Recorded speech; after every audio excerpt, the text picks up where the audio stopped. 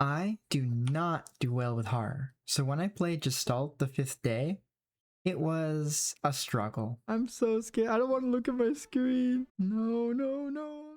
The indie dev behind that game has recently put out a new title that is a fantasy romance inspired by games like Monster Prom and Baldur's Gate 3. So I wanted to give it a try and talk to them about it. I was curious about their journey as a game developer and if they had any tips for navigating problems as a solo indie dev. Here's how that conversation went. Oh, All that's right. fine. Hello, I'm glad to be here with Kinja. Kinja is a great artist and the solo dev behind the terrifying Gestalt Fifth Day, the upcoming Gestalt Memoria, and the recently released Keepers of the Keep. Thank you for being here, Kinja. Of course. Thank you for having me. So first things first, congrats on the release of this new game. I have to say, it's from my perspective a complete shift from the scary horror of the Gestalt series. I'm curious, what Mhm. inspired you to pivot this direction? I think something that made me want to do something completely different. Um, it's probably a mix of two things. The first being just ardent ADHD that makes me always want to do something different. Mm-hmm. And the other is actually being inspired by other video game companies like Capcom. Capcom has made a lot of different games. They've made Street Fighter. They've also made Mega Man and Dokami and like Resident Evil and just so many different things that it made me sort of say that if I were to make a video game studio, I would really want to make a lot of different things, always making something that I'm interested in, but I always want to sort of switch it up because I really admire having a catalog like that and just for myself showing that I can do different things as well. That's really cool. I think that flexibility will really, uh, I guess, be helpful for you, like as you get deeper into game development. Not to say that you aren't in now. I feel like having uh, release of multiple games is already a feat in of itself. Um, Well, thank you. yeah. So, kind of thinking more about Gestalt. That's, I guess, the game of yours that I've played the most of. Um, Mhm. do you think that after the Memoria game, Wick's story has come to a close, or do you think that there's more to explore after that? I've always been a little up and down. I think after Memoria, I think that's going to be the extent of Wick's story. Gestalt the Fifth Day is about, Wick as the main character, but it's a lot about her relationship with the house and the history behind it and just how she deals with stuff in her life. Whereas Memoria is about Wick and her past. And I think after a game like that that goes so much into her, I can't really see myself continuing the story from there. I only say it sort of like wishy-washy a little bit because I may have another Gestalt game or project, I should more say. I might have an idea, but it's not really going to be a continuation of the story is probably what I can say. Ooh, that's exciting. I thought the Fifth Day was really well made. I thought it was a great analogy for depression and again, like you said, dealing with life and all that. And I don't want to spoil anything for people watching, but I watched another playthrough of the demo for Memoria, and there were some very interesting things that happened in that one. So I thought that was really cool. Okay, but let's move on I'm to your glad. newest game though, uh, Mhm. Keepers of the Keep. Um, I've admit I haven't gotten too far into the game yet, but I did get a little bit into it, and I enjoyed the mechanics so far. But earlier you mentioned Capcom as some of your inspirations for diversifying your, I guess, development journey and the style of games that you are putting out. But I want to kind of dig deeper into your pivot into the fantasy genre and a little bit of that romance. Uh, do you have other games that directly inspired Keepers of the Keep? In terms of other game inspirations, I think that actually the Monster Prom series was a very big inspiration. I really like the aesthetic of the game quite a bit, and I like the idea of just having like a very like colorful cast of characters and something a little more stylized, I guess, in terms of a cast. It was very like visually inspiring, and just a idea of a sort of dating sim with stats was really appealing. But I think strangely one of the most inspiring games for making Keepers of the Keep was Baldur's Gate 3. um, I really enjoy that the dice rolls in that game mattered, and that game also had romance. But um, I really like the cast of that game as well. And so, sort of combining the aesthetics of having this cartoony, stylized game, but also having the challenge of making dice rolls matter and still trying to tell a non-linear story, but a story that needs to have a beginning, middle, end, just seemed like a very fun challenge. And outside of that, it's just my very sort of long history with D&D in general, and just loving the dice rolling as a mechanic. Oh, that's awesome. I definitely see the inspiration there, the aesthetics of Monster Prom and that series. And when I think the game introduces you to the dice roll system and gives like a few tool tips, I definitely saw Mhm. Baldur's Gate 3 in there. I also love that game as well. Oh yeah, there's a lot of DNA of like both games as inspiration. I love both of those games like immensely. Yeah, I noticed your Discord, you have like the prom tag. Is that for Monster Prom's Discord server? Yeah, I'm actually in their Discord, and I've been a little more active lately, to the point where like I decided to add the little thing to the end of my Discord name too. Awesome. I hope the fans of that series can also discover Keepers of the Keep because I think if they like that, they'll love Keepers of the Keep. I hope so. I think that like there's a lot of like shared DNA, especially with the first one adding inspiration to Keepers of the Keep. So I've been hopeful about people sort of blending into the Keepers fan base as well. Yeah. All right. I want to keep diving into mechanics because again, I thought they were really well put together. Mhm. So next, I want to talk about the stat system. You built a stat system that reflects the six different keepers. So I was wondering, did the idea for the six keepers come first and you built six stats around it, or was it the other way around where you wanted six keepers to fit the archetypes of the stats that you already had in mind? It was a little bit of doing it at the same time, but actually I thought of most of the stats first, because I knew I wanted dice rolling as a core mechanic when I very, very, very first planned the very early version of this game. And I knew I wanted the stats to go up more if you hang out with certain characters or the romance options. So I had about maybe four of the six stats planned, and then two kept changing. And then I started drafting characters, and if I couldn't find characters that fit these stats I was trying to figure out, I would actually change the stat. I think an example is that stamina kept disappearing and reappearing in development, and was actually traded with luck, which was stat in its place. And I just had more ideas for a character like Mango than I did for a luck character. And I end up still showing some love for like a luck style character in uh Tishi, who actually runs the arcade in the game.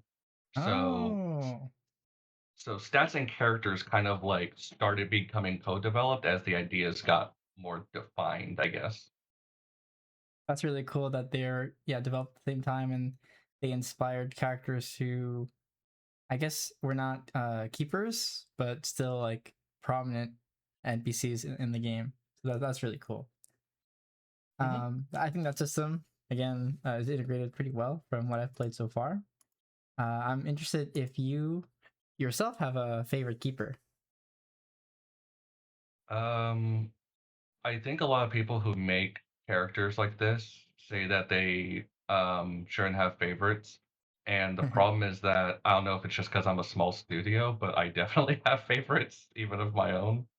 Um, I honestly think my two favorite keepers are, if I had to narrow it down to two, because it's hard to pick one, probably Hilda and Benitez are my two favorites, Ooh, which are interesting.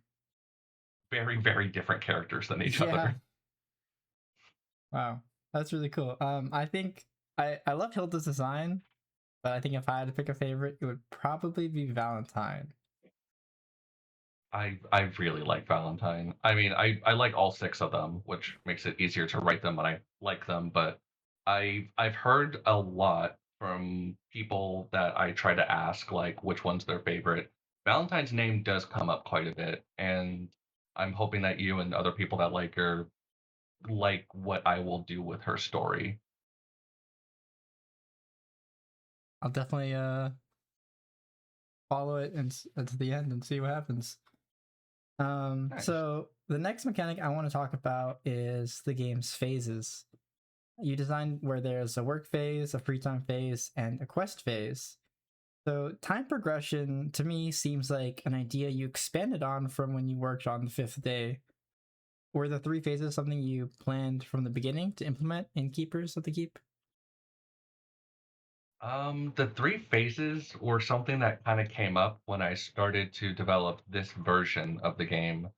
In the really early start, the game was a lot more like Monster Prom, to where you would basically it was like a sandbox to where you could just shop whenever you wanted and then go on someone's quest line and you could just spam one quest line and that would be the end of the game. It's just that run. It was a lot more like a dating sim roguelike. But when I wanted to add a main story to the game and actually expand the different keepers' quests, I realized I wanted a gameplay loop that was actually satisfying to play rather than having it be basically an 8 to 12-hour sandbox game. And so I tried to think about what three phases, what I need for the type of story I'm trying to tell. And I thought of the phases, and then I started wrapping the main story around the mechanics of those phases of like time passing. And working on Gestalt was actually like a very good sort of practice for dealing with the passage of time in a game and how to sort of control it. That makes a lot of sense. To any other game devs out there, that's good advice too. Is your other projects are also practice for future games. Is 1,000% true. So I next want to kind of go back and ask about the start of the game for Mhm. something I really liked. Here, the player chooses between two characters, and they also get to choose their pronouns and I think even change their name if they like. I love that Mhm. you allow the choice of pronouns so anyone can feel more in tune with the character and the world that you're building. So I want to ask, did you deliberate a lot on that decision to allow the player to change their name and their pronouns? Or did you feel it was a natural extension of this game and its genre? I think even in the very first idea pitch I had for this game, that was a feature. Um, and I think it's very important to feel feel sort of like represented and represented in a way that I myself want to be represented. Which is funny because just for the sake of information, I'm a non-binary game dev, and that decision to add even non-binary pronouns to the game actually was a decision I thought of before I had come out or realized that about myself. And so it was nice going the process of working on this game, coming out, and then being even more affirmed that I want it to be a thing in the game, even though the main character is less of a self-insert of the player and kind of their own person, but I still want them to have customizable things to feel close and to feel represented and to not have your appearance have your pronouns tied to it because there's a lot of people who look masculine and use feminine pronouns and vice versa and in between. And I think in terms of definitely the fantasy genre, that was very important to me to have in this game.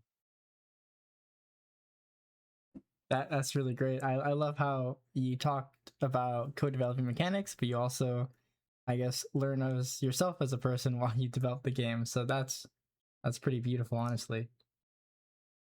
Oh yeah, definitely.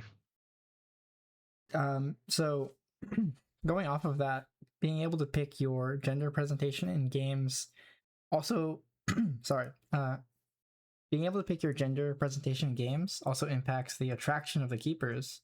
Did you write them with that fluid queerness in mind? Yes, and I think that sort of comes from a lot of other like games that have romance in it, like Fire Emblem or the BioWare series with Mass Effect and Dragon Age, which I'm also a big fan of all those series. Mm-hmm. But the thing that sometimes frustrated me is that sometimes I'd be picking my gender in those games to get with certain characters I wanted to get with because in a lot of those games, especially the early ones, the a lot of them are you know straight and not a lot of bisexual options to where you can pick whatever gender you want. And so that was also something in my head of like when I make a game, I want essentially the whole cast to be like bipan, just they are attracted to you and will be with you no matter what, and they don't have harsh restrictions so that the player gets to be whoever they want to be in the story. I love it. I think it's great to kind of move away from straightness as like a default. So I think a great choice there. Yes, yeah, I definitely agree with that. Yeah. I'm also curious, kind of zooming out a bit, about the promotion and fundraising for the game. Do you feel like for this game, maybe compare and contrast with Gestalt the Fifth Day and the demo for Memoria? Do you feel like there was a really hard part about promotion or figuring out that aspect of game development?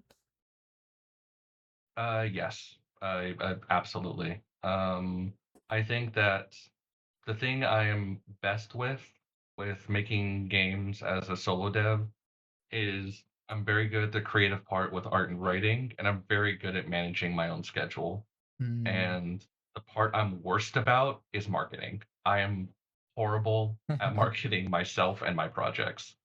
And it made running a Kickstarter kind of difficult. And, for many different reasons, and probably reasons that even I'm not fully aware of as someone not good at marketing. The very first Kickstarter for Keepers back in 2025 did not meet its funding goal. It wasn't successful. And Aw. I really had to lock in and try to learn not only why wasn't it successful, but also what will be different if I try to do this again.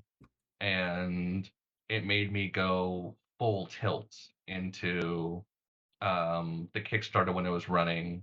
I don't know if you yourself were in the Discord when I was promoting it, but I was in the announcements like channel constantly, like just posting update after update after update of like just promoting the game as much as I can, promoting the campaign as much as I can. I ran open beta at the time. I was talking about on different social media. I I'm one person, and the hard part is that when I'm doing promo, I'm not making the game. And so I had to tell myself that that is okay to not work on the game to where I can let people know the game actually exists because that Yeah. is very important to a game actually picking up traction and to having a eventually like a successful Kickstarter like Keepers got to have. Wow, yeah. I think it's a great mindset though that you can face difficulty and kind of just double down on how to overcome it for next time. So that's really cool. Oh, absolutely. And if I could add to it, um, just with the first Kickstarter not working out, I was uh, very upset, not mad, but I was very sad about it. And I was really worried if people would actually be interested or play a game like Keepers. I was worried that it wasn't going to get traction, and to the point where like I was thinking like, is this a game I should be spending a lot of time on if people don't want to see it?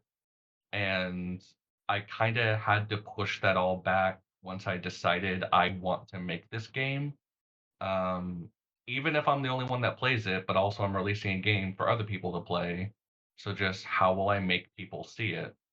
But I had to overcome those feelings of like almost wanting to like pivot to a different game, to actually learn from this and not just give up. Yeah, that makes a lot of sense. So being a solo dev, you kind of have to face everything by yourself. Um, are there kind of aspects that you enjoy more or less than other? It sounds like promotion is new to you, so I assume that might not be as enjoyable.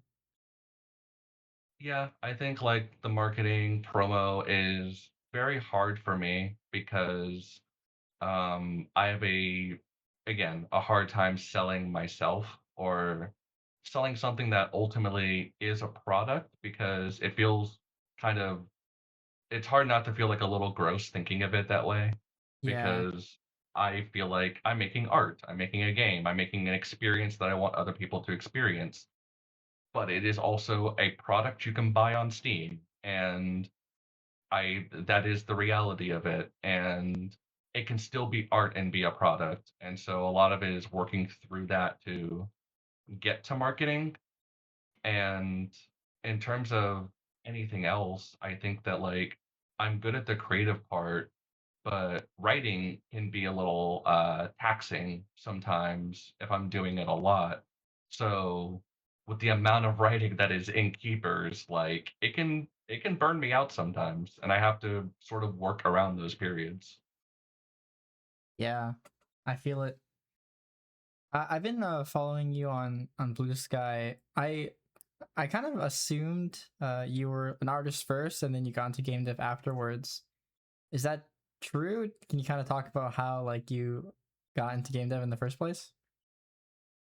Oh yeah, I've been doing well, I've been an artist essentially forever. I don't have a memory that like doesn't have creating art at some point in my life. And in like sorry, 2016 or so, I started doing like conventions and like selling art. And um I actually stopped my degree I was doing after taking like a bit of a break to go into an art degree. Previously, I was actually a geologist, Oh um, wow. who just happened to also be an artist, and I never met anyone like that in my field. And I actually stopped doing that degree because I didn't think geology would make me happy as a career. And after sort of not doing school for a while, I thought about doing art professionally and decided to go into art school. And over like 2.5 years, I got like my degree in digital art and animation in 2023. Hmm. And around this time, I was making Keepers of the Keep, or at least the first version of this game, with someone else, and it just wasn't really working out. And I'd given up on that project for a little bit, and it kind of hurt my confidence of like making projects on my own. And so I had Gestalt as an idea for actually a comic, and I was like, I should make this a short game, and I'm going to make it in 3 weeks. because I need to show myself I'm capable of making and finishing a project. And it took about 6 weeks, and I made the first version of Gestalt the Fifth Day that I released on Itch, and that ended up getting a lot of publisher attention before I actually said yes to a publisher, with my one stipulation being like, I actually have more ideas for this game. I was making it very quickly. Can I add these ideas and release it on Steam? And they agreed to it. And I end up reworking a lot of the game and kind of overhauling it over the course of maybe 2 more months and working with them to translate and localize the game. And after all this work, I just realized like I'm a game developer now, and I didn't mean to be, but I'm also very happy now with that. And it's odd that I landed in this route after going to school for, animation and primarily a storyboarder, being a geologist before that. But I really like that I accidentally ended up here like that. Yeah, that's awesome. I think a lot of indie devs and honestly even big studio game devs probably face something similar where they don't really know and then they kind of stumble into game development. So I'm glad that you are also here because you got to release some awesome games. Oh, and Um, thank you. yeah, so I want to kind of delve into the different platforms. So you sell, I believe, on Itch and on Steam. Do you feel like it was a learning curve to understand how to sell on those platforms, or can you talk a bit about that? Yeah, I think that Steam is, I think, a little more straightforward to figure out because just more people are on it and it's a bigger site, and like the metrics are a little easier to grasp. Like there's a new and trending page, there's so many different categories, and a lot of people just know what Steam is. And Steam is really the thing that like picked up Gestalt the Fifth Day and like has like carried it so far. Itch, I still feel like I'm trying to figure out as a website. Because the Fifth Day like has just not actually like performed like nearly the amount it has on Steam. Again, Steam is a bigger platform, but games and demos and just feedback on there is so much different than Steam. And I think that on Steam, it's a little more normal to pay money for games, whereas Itch, a lot of people release their games and their projects for free. So some people might raise an eyebrow at like a game that costs like $9, like the complete version of the Fifth Day costs on Itch. And so that difference of like $9 is not a lot on Steam and kind of a high price for Itch is one of those things to also figure out. And I feel like the more I figure out Steam, the more I try to also figure out about Itch like every day. Yeah, that makes a lot of sense. From what I hear, Steam is a lot easier to kind of promote games and sell copies of things. So that makes a lot of sense. Oh yeah. Keepers of the Keep got as you we talked about this earlier. It got funded on Kickstarter. How do you feel about that platform? Do you feel like it was also was it like Steam where it was a bit easier to understand? It was both easy and difficult to understand because it's easy to understand in the sense of like I already knew the platform. I've backed a lot of Kickstarters myself. And so I'm familiar with how it works. I'm familiar with how campaigns look and everything. But I think the hard thing for me personally with Kickstarter was that Kickstarter is a 100% promotional marketing website. So it's like you are making rewards and everything, but the rewards are made to promote the campaign. So it's like if I didn't really like marketing or like promoting myself before, I really had to get over that to try to do well on Kickstarter. Yeah. And luckily, there was a lot of really good tools, a lot of articles, and just lots of people who have had successful and not successful Kickstarters online. who talk about their process and what they do. And I mostly learned how to um, like have a successful Kickstarter from other people learning what they did and just looking at successful Kickstarters and seeing kind of what they do and what version of it can I do being a solo dev. And so Kickstarter to me is pretty straightforward, but it is a sort of a marathon, I guess, of marketing. Yeah, that's a good way to describe game development as a whole too. Just a marathon that it's the gift that keeps on giving. Oh yeah, definitely. All right, so we're kind of coming up on the half hour, which is about how long I wanted it to go. Now that we're Okay. towards the end, do you have anything you want to shout out or I guess leave the viewers with? If I had to think up anything, um, I would say that if you have an idea for something, just make it. Um, and even if it's bad, or not really fully complete in your head, just start doing it and make a bad version because at least you've made something. And if it doesn't work out, just keep improving it. Like I've been releasing stuff online forever. I'm uh like in terms of internet years old, and so I've been on like DeviantArt for a while, and like of the days of like posting your stuff. And I think that like if you want to make projects, you just the hardest part is just starting to make them.